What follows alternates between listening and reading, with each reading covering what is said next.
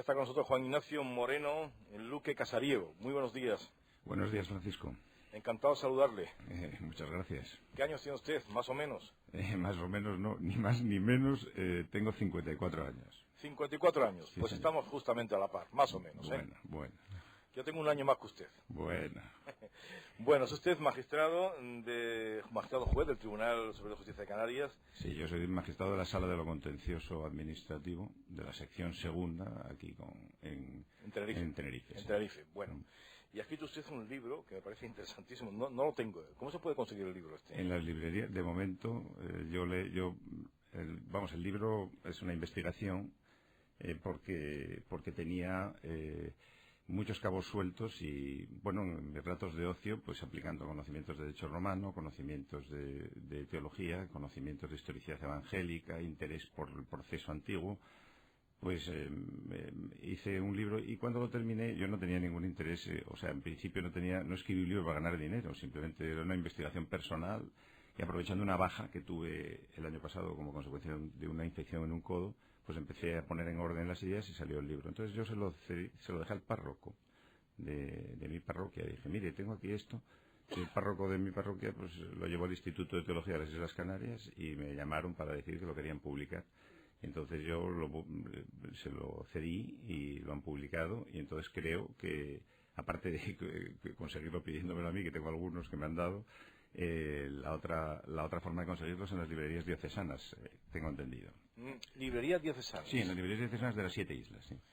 Vale. Eso es un dato muy importante Sí. para que la gente sepa de lo que estamos hablando. Exacto. En las librerías diocesanas de cualquiera de las islas se puede adquirir. Perfecto. El libro se llama La decisión de Pilato. Se llama La decisión de Pilato, efectivamente. Vale. Entonces, usted es una persona, imagino yo, pues que tiene una formación muy sólida en todo lo que tiene que ver con el derecho romano, lo doy por hecho, ¿verdad? Bueno, la que me inculcó el derecho romano por varias razones, ¿no? Por ejemplo, porque es que me gusta la historia de Roma, me gusta muchísimo y entonces me lo inculcó, precisamente lo digo en una entrevista que me hicieron hace poco, un catedrático que cuando yo empezaba la carrera llegó justo a Oviedo, yo soy de Oviedo, y que era Armando Torrent, que era canario, y puso un parámetro altísimo.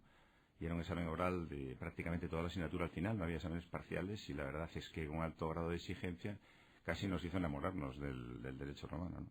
A partir de ahí, pues luego por muchas circunstancias, sobre todo por razones de que a mí la historia de Roma y del Imperio Romano me ha interesado muchísimo. Yo soy de los que opino que cada imperio aporta alguna cosa, muchas cosas malas y algunas cosas buenas. Y en el caso de los romanos, verdaderamente yo digo siempre que son los inventores de la administración. Los verdaderos inventores de la administración fueron los romanos. Lograron crear una administración, lo más cercano, lo más parecido a lo que es la administración actual, en un contorno enorme, amplísimo, con una red comercial increíble, 100.000 kilómetros de carreteras, 100.000 kilómetros de calzadas. Y yo siempre digo que la administración por eso estoy metido en el campo del derecho administrativo, la administración es algo tan esencial que donde no hay administración hay caos. Por eso a mí, por ejemplo, las tesis estas, que ahora se oyen mucho, ¿no?, del liberalismo y tal, ¿no?, poca intervención del Estado.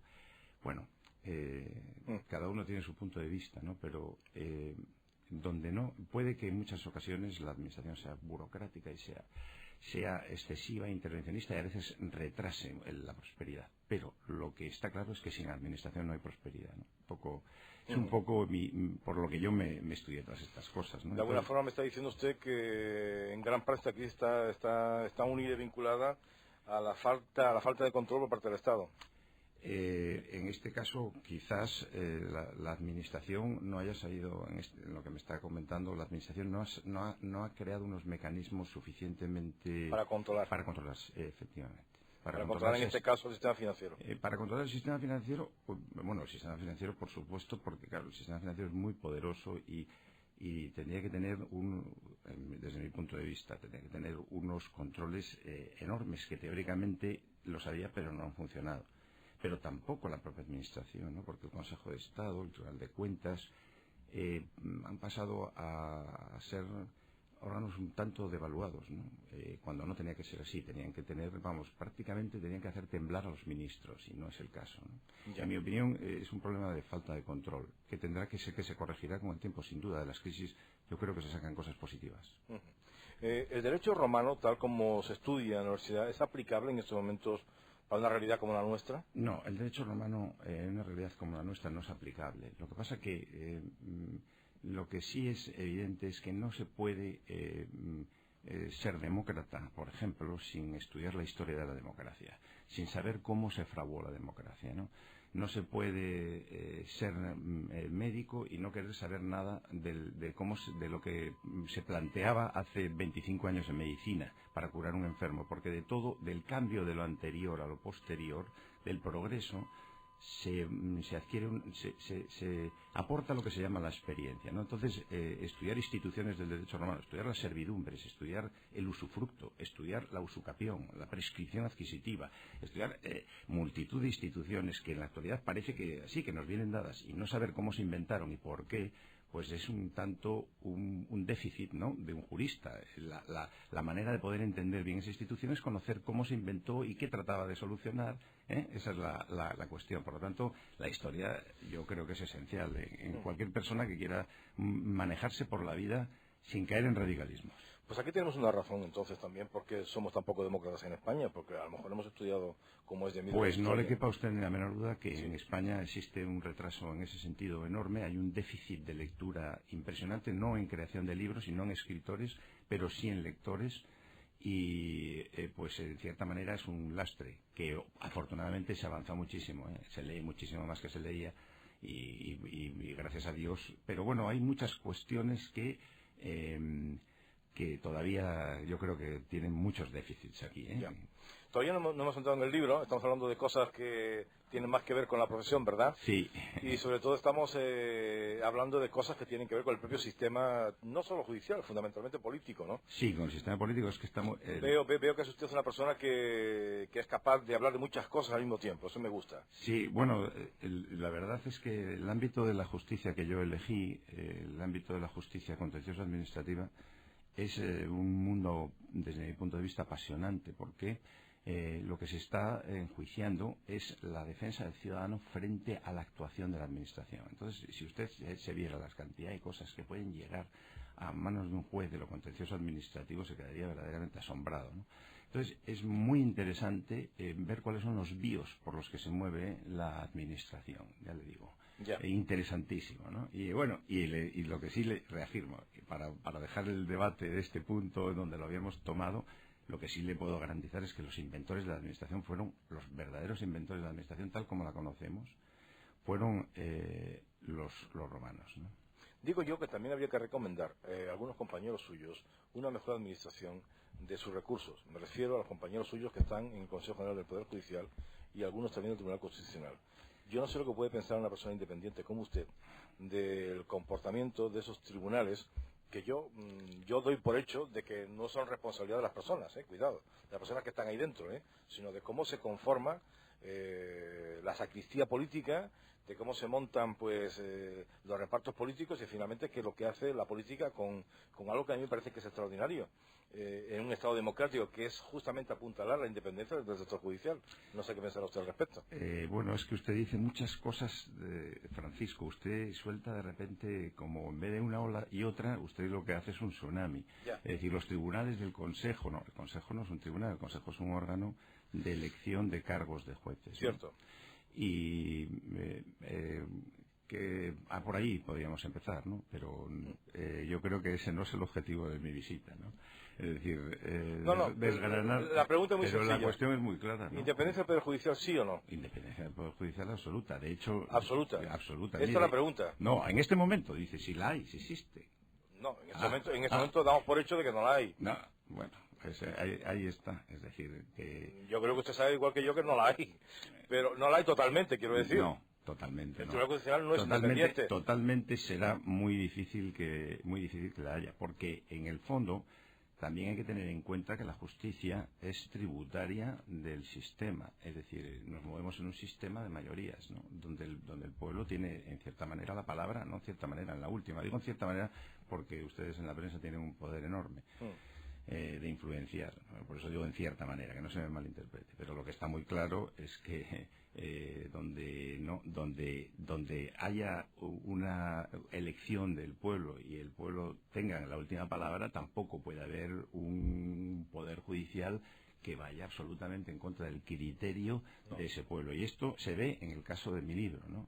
Es decir, en el caso de mi libro se confrontan precisamente estos problemas, ¿no? Se confronta un juez que teóricamente es independiente, pero en este caso era menos independiente porque tenía dos labores, no había separación de poderes y por lo tanto el juez Pilato, el tribuno, el gobernador, que en este caso era un prefecto, el prefecto Poncio Pilato, tiene el deber por un lado de mantener el orden, es lo que le envía a Roma, y también por otro lado aplicar la ley romana en materia de orden público, que en este caso como se pedía una condena a muerte, pues tenía que intervenir, ¿no? Entonces tiene que jugar con dos barajas. Bien, se encuentra con un problema, que tiene una población delante que por los víos de funcionamiento del sistema teocrático de la ciudad de Jerusalén lo tienen contra la espada y la pared, le están presionando para que condene a una persona a muerte, ¿no? Es indudable que si Pilato hubiera, y él está diciendo, este señor no merece la muerte, lo repite hasta la saciedad.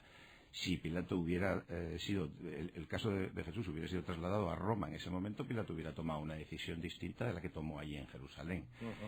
Por eso la independencia está muy mediatizada por muchas cosas. No solamente está mediatizada por el Consejo del Poder Judicial, sino por muchísimas circunstancias. Al final los jueces son humanos y los jueces se doblegan muchas veces por muchas razones a interpretaciones que a lo mejor no son todo lo admisibles que serían. Para eso está el sistema de recursos. El problema está en luego lo que está en la cabeza, ¿no? Pero usted ha dicho que Pilatos está considerado en Oriente casi como un santo, ¿no?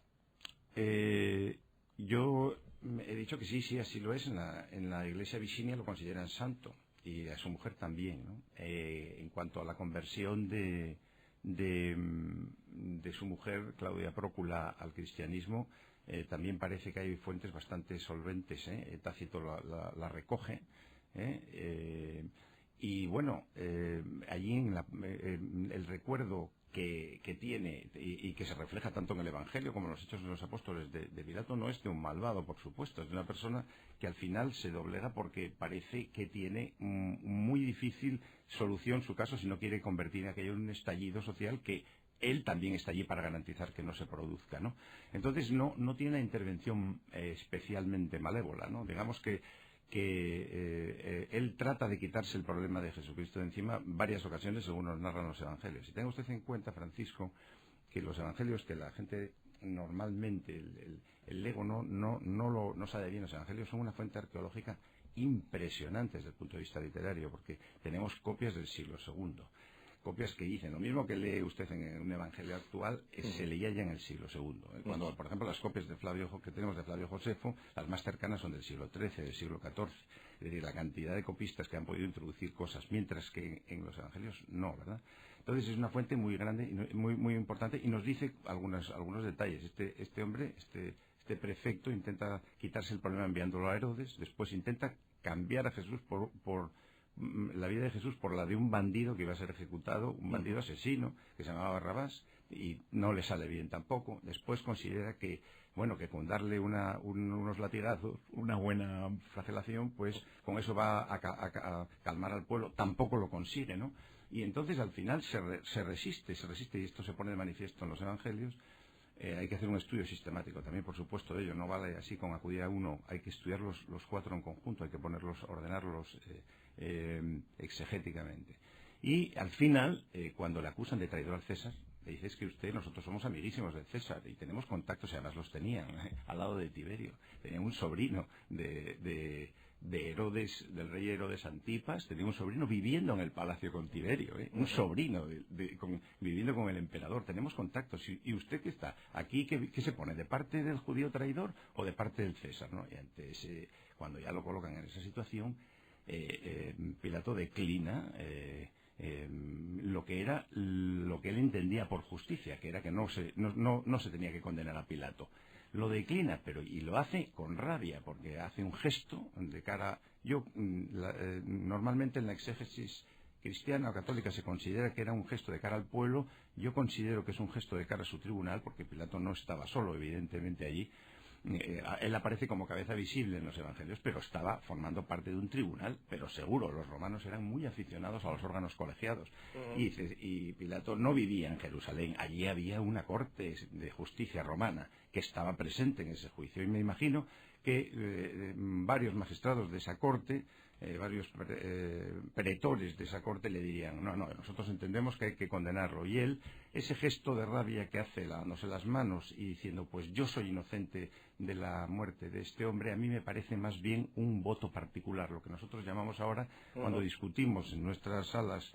En mi caso, todos los jueves nos pasamos toda la mañana discutiendo los asuntos de la semana y, bueno, pues hay tensiones, hay perspectivas distintas, hay maneras de entender los asuntos y hay a veces cierto malestar, ¿no?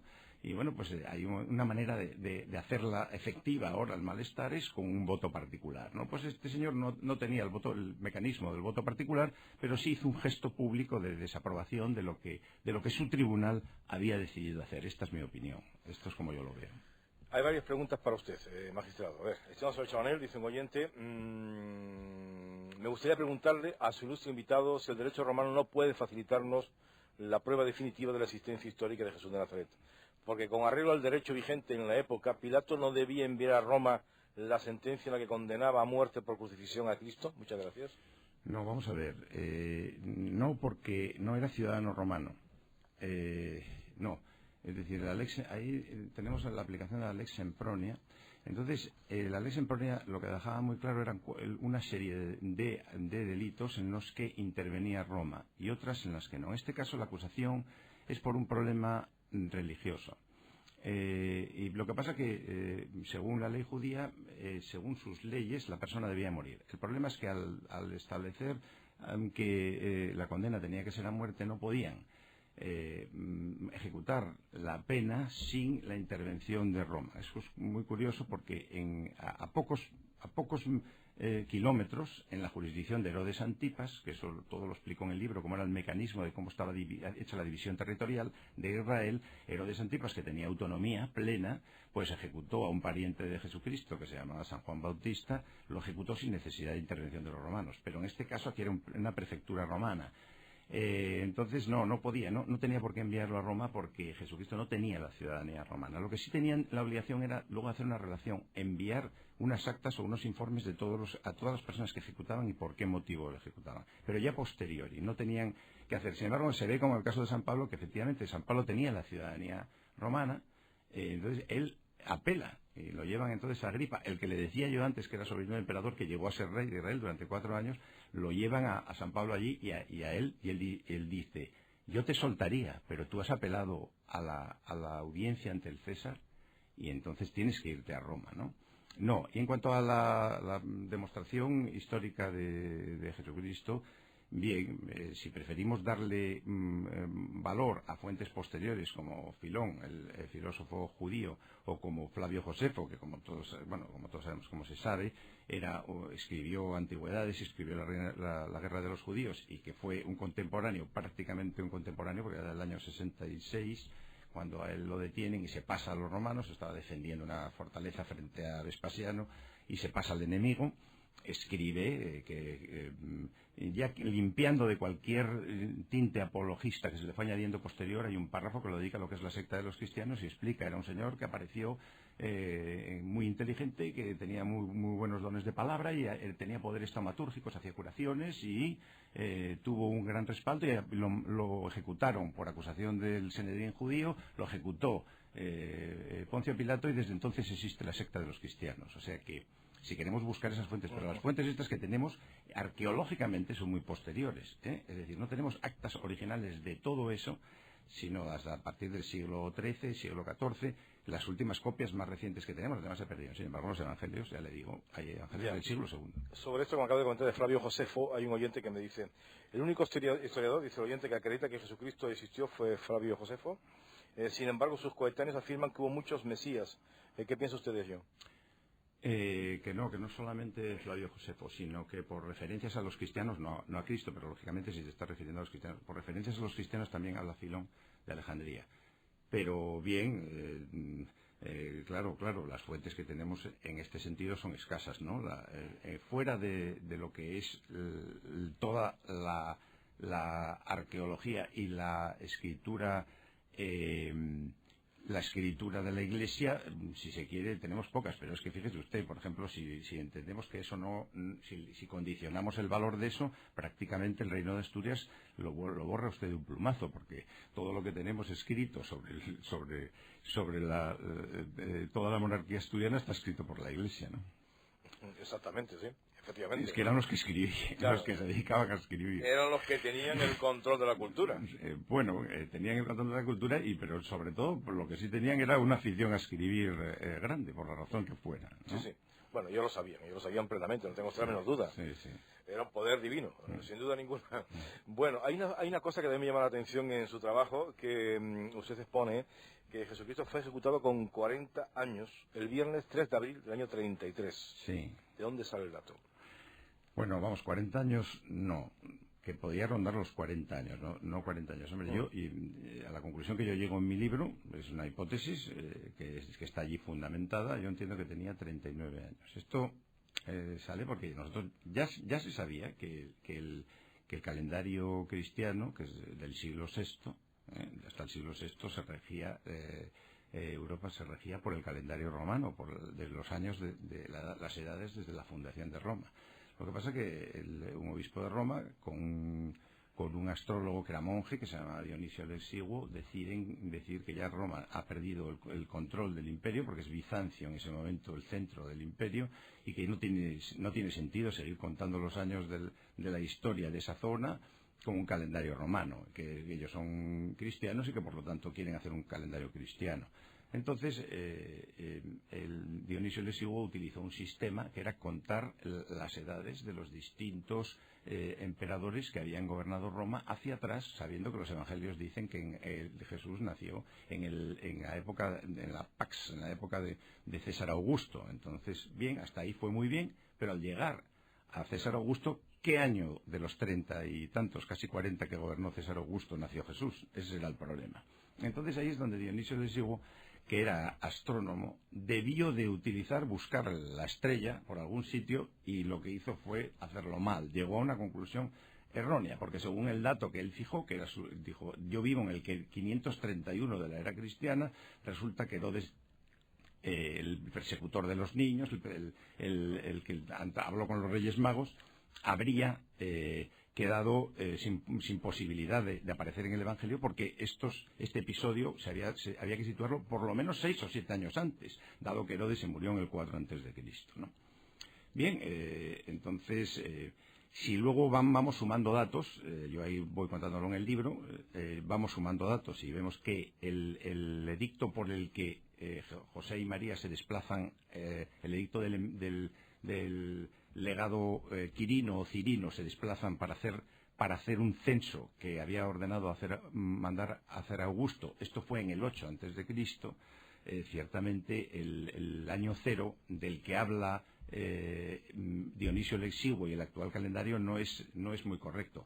Sería más correcto, desde luego, el del 8 antes de Cristo. Lo que pasa que sobre ese tema hay hoy en día pues una serie de investigadores en astronomía que se dedican con los procesos informáticos actuales a darle vuelta al tema. Y superponiendo datos fidedignos, por ejemplo, que nos vale, que es que en la orden del emperador Augusto de hacer un censo de todo su imperio era del 8 antes de Cristo, buscando un acontecimiento que pudiera además que pudiera fijarnos mejor ese hecho, pues hay una serie de investigadores británicos que llegaron a la conclusión, en razón de un episodio que cuenta San Pedro en los Hechos de los Apóstoles, de que la luna se puso de color rojo, y llegan a la conclusión de que pudo haber un eclipse de luna. Y efectivamente, buscando con programas informáticos de astronomía, encuentran un eclipse de luna el día 3 de abril del año 33, que ya coincide eso es respecto de la muerte de Jesucristo. Si tenía en el momento de morir 33 años y nació pues más o menos en el 6-7 antes de Cristo, pues le suma usted a los 33, que es en el momento de la muerte, los 6 que ya había vivido antes de Cristo, pues salen unos 39. Y de hecho hay algunos pasajes también del Evangelio que dicen que todavía no tiene usted 50 años en el Evangelio de San Juan, es decir, que era un hombre más mayor de lo que se supone. Lo que pasa es que ese dato de los 33 años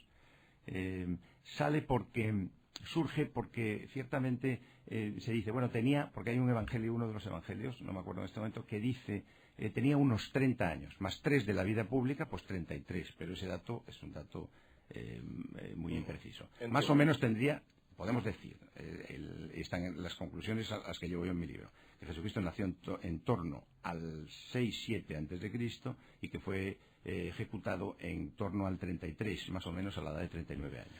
Pues tenemos más preguntas de oyente, lo que le pediría don Juan Ignacio Moreno, porque sus conocimientos son muy vastos y muy amplios, alguna cortedad más en la respuesta, porque son muchas las preguntas que tengo, ¿eh? Bueno.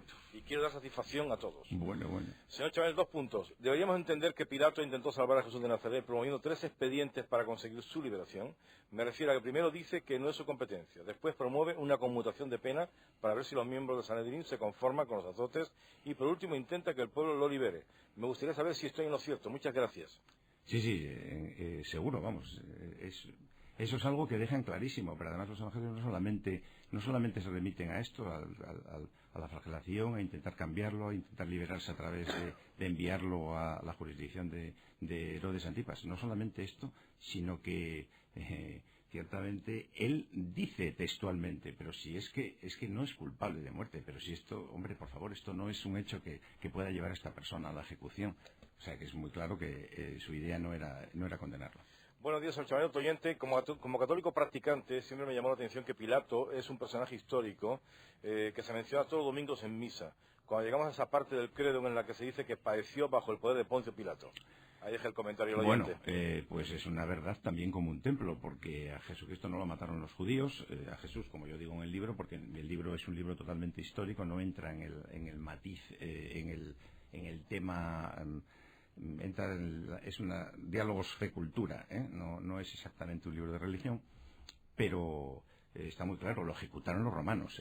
A él, una vez que se decide matarlo, lo incluyen en un piquete de ejecución que había para ese día con otros 2 delincuentes romanos, y la custodia y todo el proceso de ejecución es romano, y cuando le van a pedir el cadáver, que es otra vulneración que hace Pilato de la lex sempronia, del tratamiento mortuorio de los ejecutados, en vez de arrojarlo a la ajena, descuartizarlo para que no tuviera descanso eterno, que era parte del sufrimiento del ejecutado, pues eso se lo ahorra entregándole el cadáver a su madre. Es decir, y la autoridad para entregar el cadáver a su madre también la tenía el procurador romano. Luego padeció bajo el poder de Poncio Pilato, evidentemente. Buenos días, señor Toyente. Felicito a su invitado por su dedicación a este importante episodio de la historia, pero me gustaría preguntarle si la Iglesia Católica y él han llevado bien la desavenencia sobre un punto concreto, la custodia de la tumba de Jesús de Nazaret. Muchas gracias y buen día. Estaba hablando de ello hace un instante nuestro invitado. Mi libro en este sentido...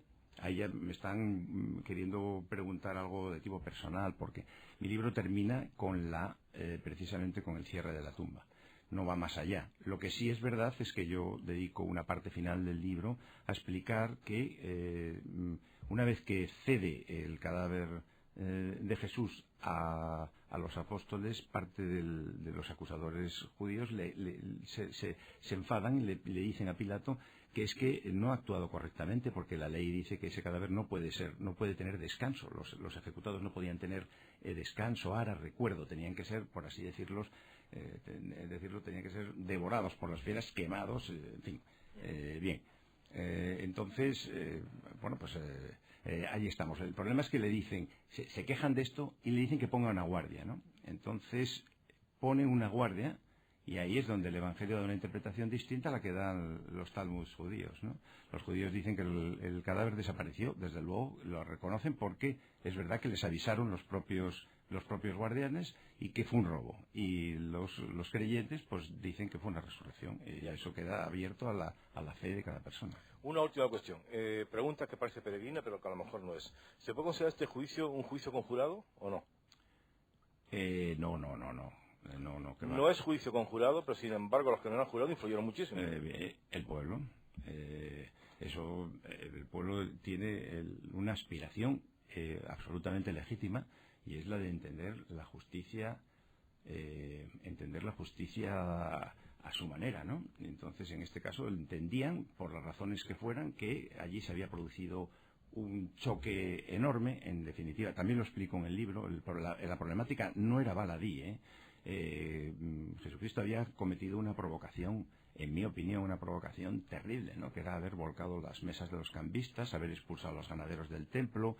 Esto es para que ustedes lo entiendan, para que la gente corriente, vamos a decir, la gente corriente lo entienda. Esto es como si viene una persona y llega a Lourdes y empieza a dar patadas a todos los puestos donde se vende agua y medallas de Lourdes, ¿no?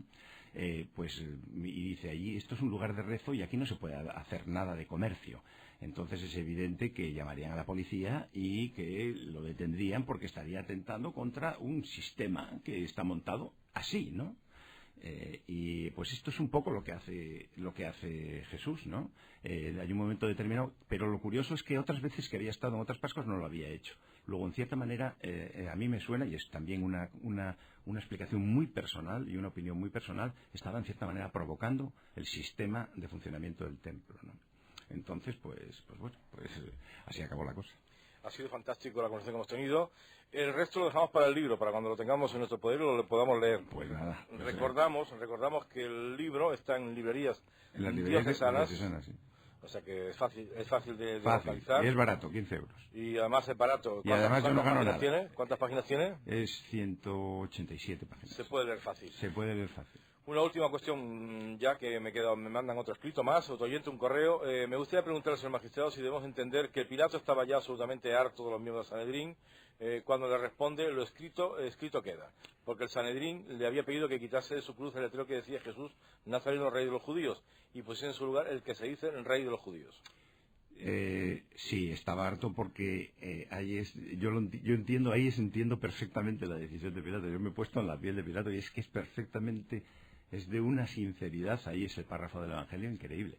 A él, de repente, cuando ven que no lo quiere ejecutar y que no va a ejecutarlo, que lo va a dejar en una flagelación, lo que dice es, no lo voy a ejecutar, y le dicen, eres un traidor porque se ha proclamado rey de los judíos, y tú eres un traidor porque él se ha proclamado rey de los judíos. Entonces él se ve, y como se ha proclamado rey de los judíos, eres traidor al César. Entonces ese es el motivo real porque al final accede a la ejecución. Lógicamente dice así, porque se ha proclamado rey de los judíos, ¿no? Pues eso es lo que pongo en el título, lo que me habéis dicho, lo último que me habéis dicho, que es lo que me ha forzado la ejecución.